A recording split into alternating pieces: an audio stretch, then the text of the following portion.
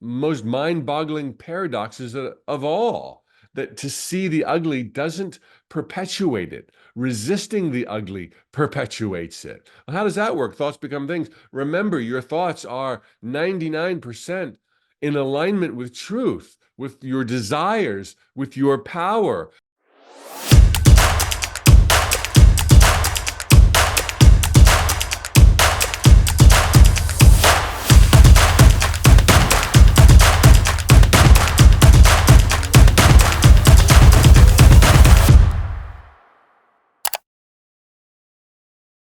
What is a paradox?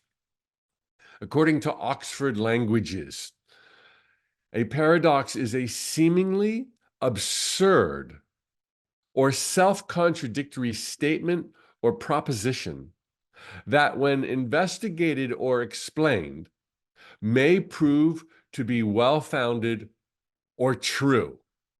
And understanding the nature of reality, one that is not on my radar to explore, it's so broad, comes from a Bashar quote. This is like, I'm impromptu right now. You do not perceive reality. Your perceptions create reality. Okay? There is no reality to perceive. How did that go? There is no reality. You are not in reality. Reality is in you.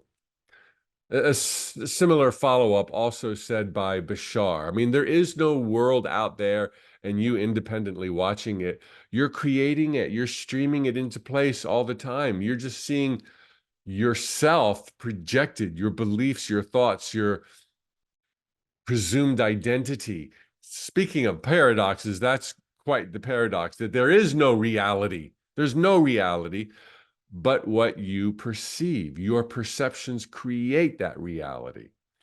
All right, well, the paradox I want to talk about today, which is going to help you become a better, quicker, faster manifester, is the paradox of allowing, meaning non-resistance. Okay, this has come full center for me in the last couple of years in a number of ways, and I'll share my examples a little bit later on. But sometimes we don't realize the degree to which we have resistance, denial, aversion, don't like it, don't want it, don't want it. Whereas if we could allow and just face it, stare straight in the eyes, whatever it was, a mistake, a fear, a prior violation, the hideous, the ugly, if we can kind of allow it, then we unblock enormous energy, our own creative energies that will allow us to soar and live like we have never lived before, which we can't do if there is a denial or a resistance to any element of our life, even the ugly. It seems that by allowing or acknowledging even a prior violation, a breakup, a diagnosis, it seems, and this is the paradox, that we open the floodgates for more of that ugly stuff, more of that unwanted. But this is not the case. Given our divine inclination to thrive, when all the cards are on the table and they're all facing up, and we can see a spade is a spade, and what's ugly is ugly, and what's beautiful is beautiful, and that there is order and meaning and purpose in love in all orchestrations of time and space, then we free ourselves from what had been an unknowing attachment to that which we didn't want to see, that we wanted to deny, that we wanted to resist. It is one of the most mind-boggling paradoxes of all, that to see the ugly doesn't perpetuate it. Resisting the ugly perpetuates it. Well, how does that work? Thoughts become things. Remember, your thoughts are 99% in alignment with truth, with your desires, with your power, with infinite possibilities, so that you all of a sudden stop blocking that 1%. Doesn't mean you're going to get that 1%. It means you're no longer attached to it. And we don't even know where we're resisting. We don't even know where there's denial or evasion, or a feigned belief that it's not real, didn't happen, can't be. This is what we do with the ugly in our life. And this is what holds us back. We think it would help us blast forward. Oh, I got to be positive. Oh, I got to be lovey rosy. Oh, I got to, it's like, no, you got to let it out. When you let it out, then all of a sudden there's lightness and buoyancy, and we're carried along as if on wings. This is the incredible beauty of allowing. Allowing acknowledges the perfection, which I'll get to in just a second, of even the ugly. One of the masters of my life, teacher, confidant, friend, that influenced me probably more than anybody, is my mother. Mom, giving you a shout out here. Props to moms. Moms all over the world. Where would we be without you? She, and I'm not trying to paint a victim here. She knew better than to believe in victims, but she had a lifetime of abuse and unspeakable betrayal. And I'm not just talking about romantic stuff. I'm talking about the ugliest of the uglies. And not just to her, but to some that she loved most dearly. And about 25 years ago, we would send each other notes, Andy and my sister included, usually by postal mail, things that gave us inspiration or comfort or strength. And one of the things that she wrote down for me, and I've saved it as I have saved many, this is her. It's even stained with, I don't know, coffee or whatever, but it's in my desk drawer all the time. And it's a quote by William James. William James is a famous American psychologist, philosopher, one of the fathers of that profession in a modern sense. And he wrote, "Be willing to have it so.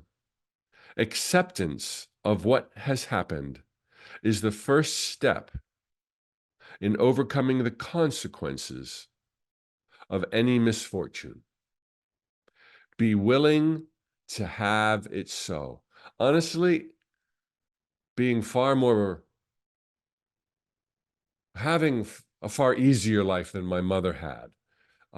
This never really did a lot for me.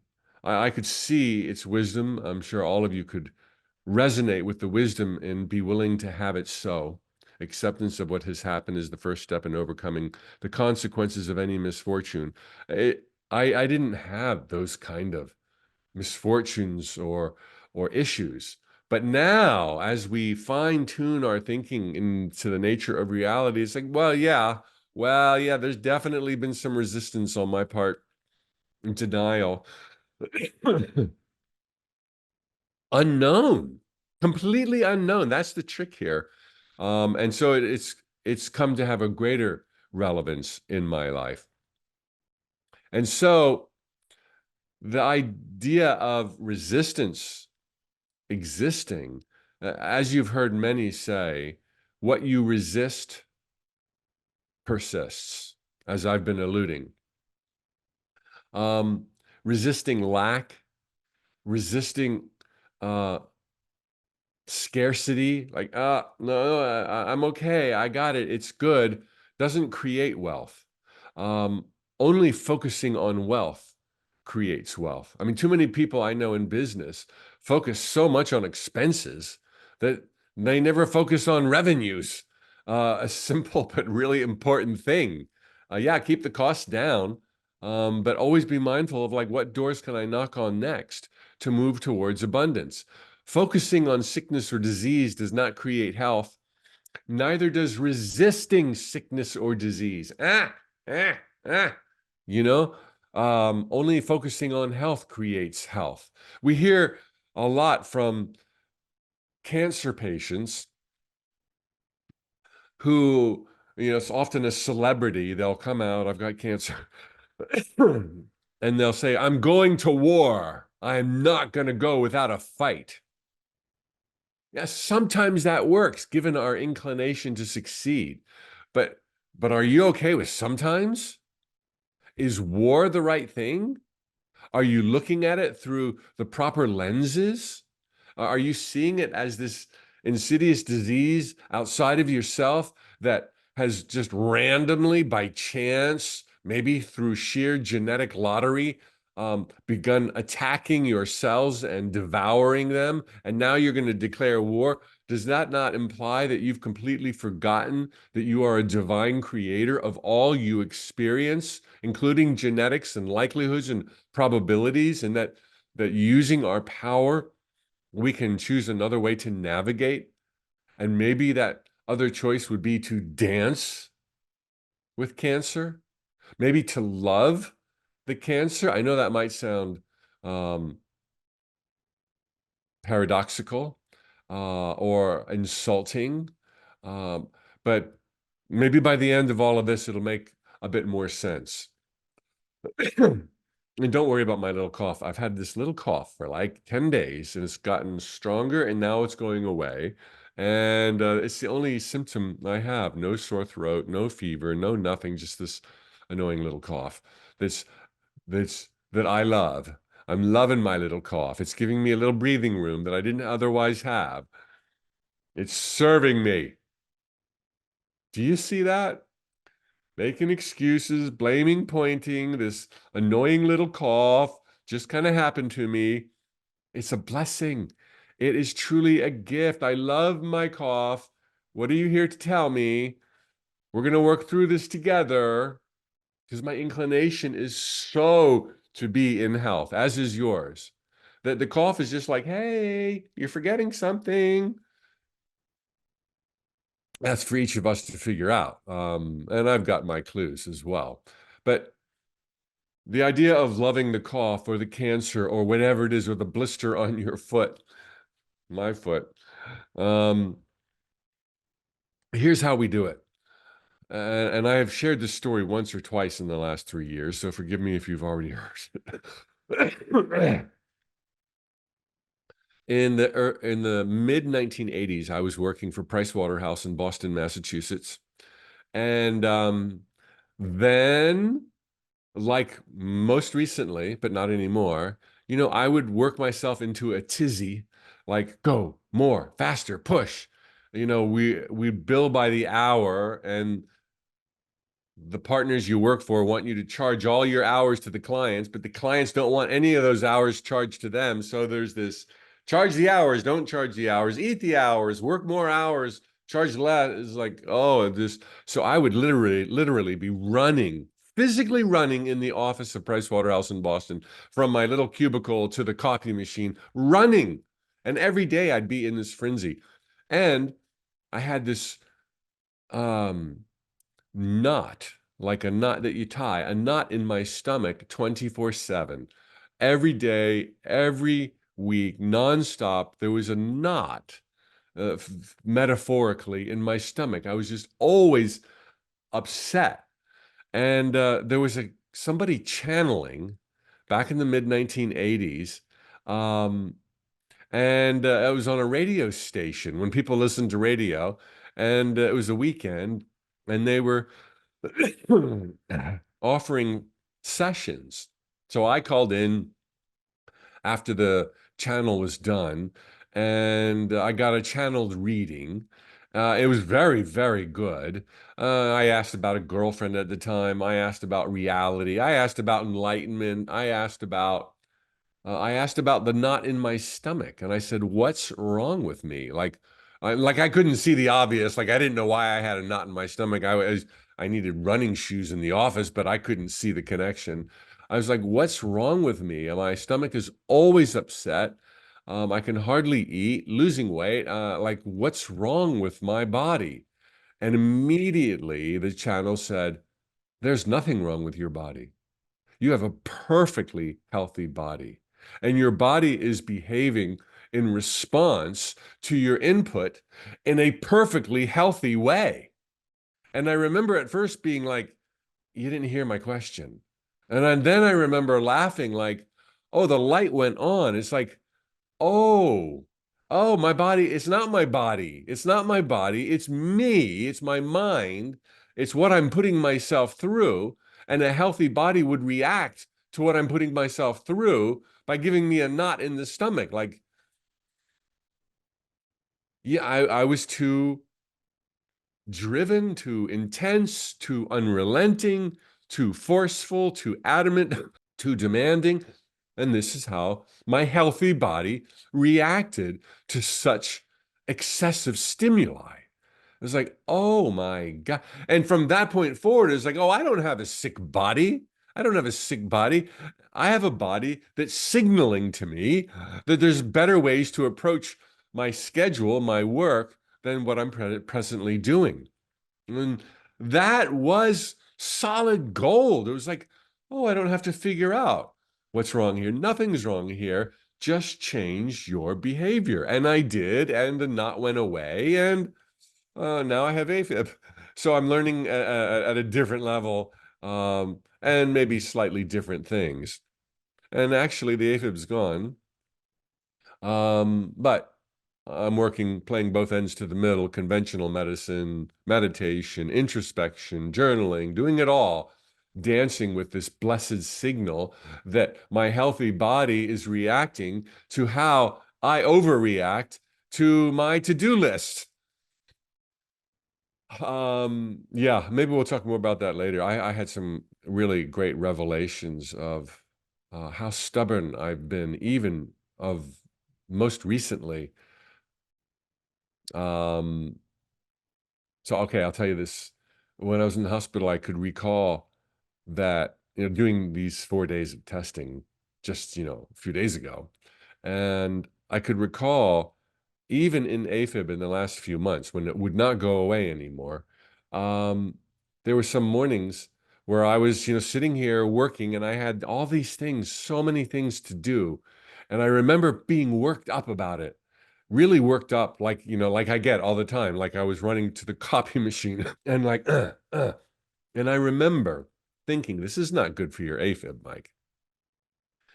And a much stronger energy of my own came through and was like, I don't care. I'm gonna do this. I'm gonna get through this. I want to get it all. I want to do it. It's like, wow, man, are you ignorant? Are you, in hindsight, like, is it worth that? Is it worth it? Was it worth it? It was like, no, it's not worth it. It's not worth having your heart beat at 150 times a minute irregularly at that. Uh, but that was 4 years into AFib, and I'm still acting like a maniac with this highest desire to get through it. And I did get through it.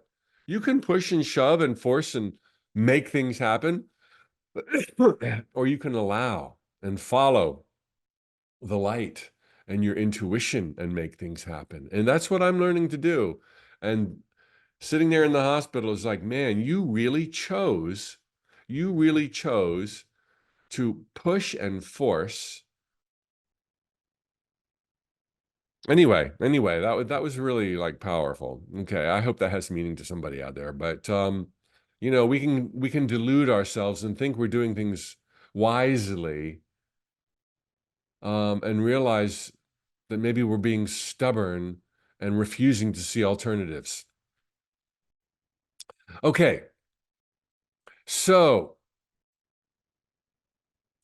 with this kind of revelation that your body or your past or circumstances that you've been through were not random, were not foisted upon you, were not some design by God to test you, were not some karmic payback. That's not how karma works. It's a reflection of your vibe. Is your vibe, or is your vibe, oh, it's a scary world and bad things happen to good people. Oh, I'm vulnerable.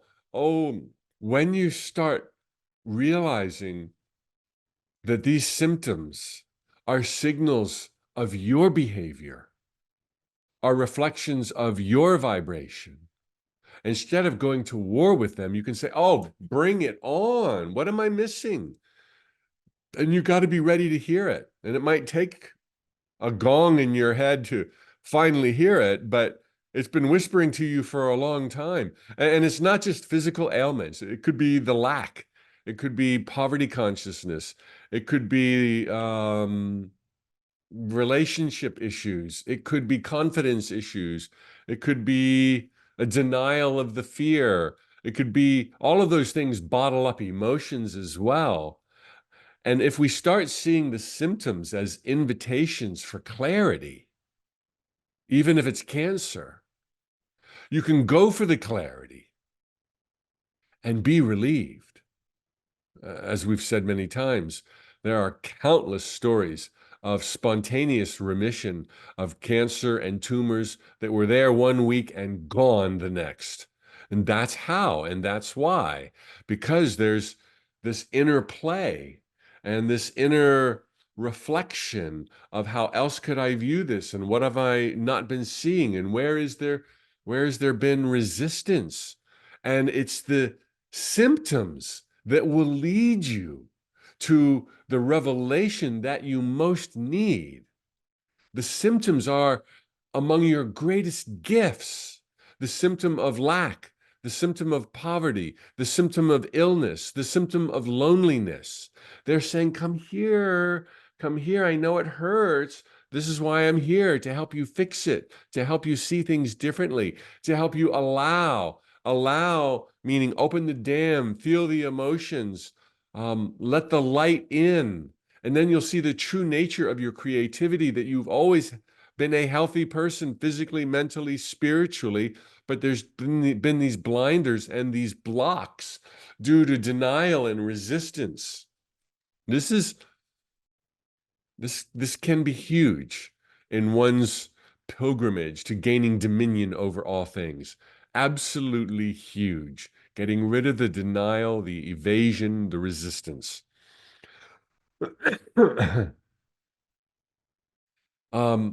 When it comes to violations, unlike what I've been through, I've got to say what I hope is obvious. Allowance doesn't mean, well, it's okay that I was violated as a child. It doesn't mean it's okay, but you were.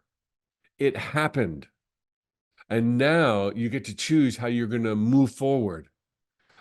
It doesn't condone behavior. It doesn't say don't press charges. It doesn't say don't file a suit or do what you feel is necessary. It's a recognition. It is what it is. It was what it was. And somehow there was order, there was meaning. I had a role in its creation. And this is something I'm figuring out. And that doesn't mean you deserved it. That doesn't mean you invited it. That doesn't mean anything other than the words that I just spoke. And that can be so challenging and so painful, particularly if you bring unnecessary judgment into the equation. This is an advanced program today, as you can discern. And maybe during a future Q&A, we can talk about some of the implications here. But this evokes the question, are you blaming the victim, Mike? Which is an accusation given to a lot of spiritual teachers. Are you blaming the victim? Words like blame don't fit in a spiritual conversation. Victim doesn't fit in a spiritual conversation. Fault doesn't fit in a spiritual conversation. Those things all imply things that are not relevant to what's going on. Those are all stem from labels derived from your physical senses alone. And in that world, they do make sense. There is blame, fault, and victim. But to overcome that world, to transcend that world and live in joy beyond those occurrences, those words no longer will have any meaning when you get to the truth that's been hidden by the denial, the resistance, and the evasion. My specific examples, of course, AFib. I wanted to deny it. I wanted to pretend it didn't exist. Now my feeling is like, what are you here to teach me? And it's been teaching through my journaling, through my thinking, through meditation, so many ways. It's like, wow, there's been a denial of my power. There's been a denial of my invulnerability. There's been a denial of um, my worthiness.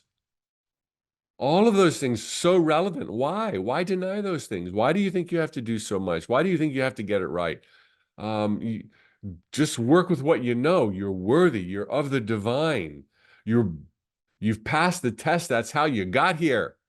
The other thing that's really been surprising. The idea of self-realization. I talk about that a lot the last few years. Enlightenment, unity consciousness, soul integration. It's real. There is something there. It's something that you need to allow through understanding deeply your connection, your eternal connection with the divine. You can't force it or make it happen logically, but it is a thing, and we can prepare the table for illumination. And so, in my quest for self realization, here's a question, and it was best captured by Daniel Scranton at danielscranton.com. He was one of the people I interviewed for the Awakening Adventure. And he just sent this out a few weeks ago. He's got a really great daily email. He channeled this. And of course, coming from a place where you understand, I'm setting the stage now, that we can all realize that ascended enlightened masters, which exist within all of us. We are all budding eternal enlightened masters. They find peace and serenity in all environments, at all times, 24/7. You can just know that if Jesus or Buddha were in front of you right now, they'd be glowing. But like there's a war and children are dying, they'd be glowing anyway. There's nothing they're going to resist. That doesn't mean they wouldn't do things to make the world a better place, as they did. But denying or resisting or complaining or whining, they're in the zone all of the time. No matter what their childhood, no matter what their human existence had been, no matter, right? Okay, so now I'm going to read Daniel Scranton's little blurb.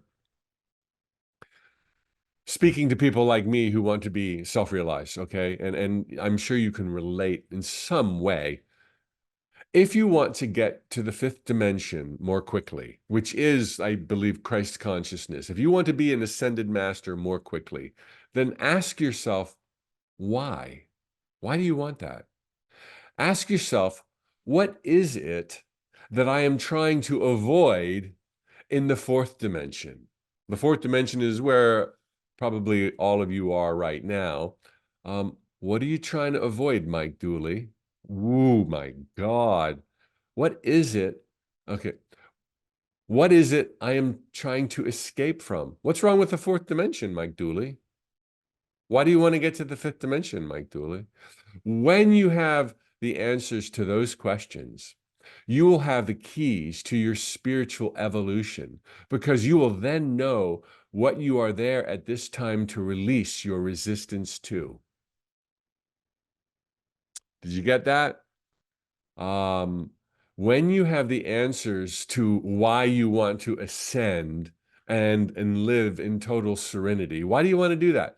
When you have those answers, you will have the keys to your spiritual evolution, because you will then know what you are there at this time to release your resistance to. Well, I would say, I want greater ease. Why don't you have greater ease right now? Maybe you chose this lifetime to incorporate more metaphysics into your life with a deeper, truer knowledge of your eternal nature and your unlimited power. Maybe that's what this lifetime is for, to have more ease, so you're not running to the copy machine or sitting here with AFib, as I was a few months ago, saying, I don't care. I'm going to get this done. I'm going to push through it. I don't care. That was literally the sense, the vibration I was coming from. That's what I need to learn to deal with. And when I learn to deal with that, I'll be in the fifth dimension. But it's not going to come from just like, oh, I want to be in the fifth dimension and everything's easy and everything I touch turns to gold and I can heal myself and other people. It's like, stop resisting. Stop resisting the light and the intuition and the other ways to move forward in your life. Stop resisting people. Stop resisting crowds. Stop resisting fear. Stop resisting all those things. Go there, bring some light to the equation, and you're free. Oh man, this is juicy stuff. All right, your handout today has your challenge on it. And very simply, where might there be resistance, denial, or evasion to circumstances in your life? Can you find the gifts made possible by those circumstances? That's a tall order. For example, can you see their beauty? And if not beauty, maybe they're hideous. Can you see the order? Can you see the meaning? Can you find the lessons? Is there an empathy cultivated now where there was not an empathy perhaps to that degree before? Do they reveal your power that you were able to make yourself have a cough or give yourself cancer or create AFib as a warning signal? Do you see your power? It wasn't randomly foisted upon you. How might your resistance, denial, or evasion help you reframe living your life on your terms beginning today? And are there any other gifts? There are only gifts. Everything's a gift.